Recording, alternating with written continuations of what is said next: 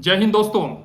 अधिकांश देशों का रिप्लेसमेंट लेवल फर्टिलिटी यानी RLF 2.1 मानी जाती है। यह वह संख्या है जो एक पीढ़ी अगले आने वाली पीढ़ी की संख्या को बराबर बनाए रखती है। चीन में 1979 में एक बच्चा नीति को अपनाया, जबकि 2016 में इसे बदलकर 2 बच्चा नीति कर दिया और 2021 में इसे बदलकर 3 बच्चा नीति कर दिया गया और अधिकांश जगहों में अब ये जन्म सीमाएं हटा दी गई है। ऐसा इसलिए हो रहा है कि जनसंख्या नियंत्रण नीति के कारण चीन में बढ़ती बुजुर्गों की संख्या, घटती यंग आबादी, श्रम बल की कमी और स्वास्थ्य सेवाओं पर एक्स्ट्रा बोझ से असंतुलन पैदा हो रही है। इस तरह की परेशानी विश्व के कई देशों में हो रही है। वियतनाम, सिंगापुर, ईरान और खासकर जापान में ज्यादा, जो अपनी घटती जनसंख्या की चुनौतियों से जूझ रही है। भारत का मौजूदा TFR यानी टोटल फर्टिलिटी रेट 2.0 है। TFR का मतलब होता है कोई भी महिला अपने पूरे जीवन काल में कितने बच्चे को जन्म देगी।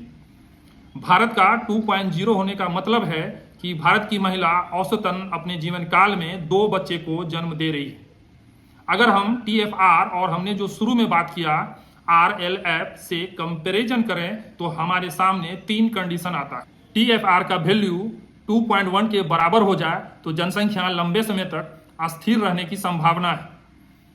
TFR के वैल्यू 2.1 से बड़ा हो जाए तो जनसंख्या बढ़ने की संभावना है और TFR का वैल्यू 2.1 से कम हो जाए तो जनसंख्या घटने और बुजुर्ग आबादी बढ़ने की संभावना है।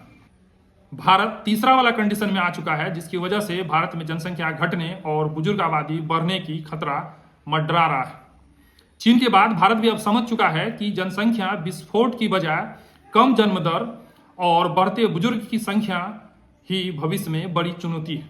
हाल के दिनों में भारत के कई राज्य, राजस्थान, गुजरात, मध्य प्रदेश, तेलंगाना, असम, जहां 2 से अधिक बच्चा पैदा करने पर कई सरकारी सेवाओं से वंचित और पंचायत चुनाव न लड़ पाने की शर्त को धीरे धीरे हटा रही है और कई राज्य इस पर विचार कर रही है।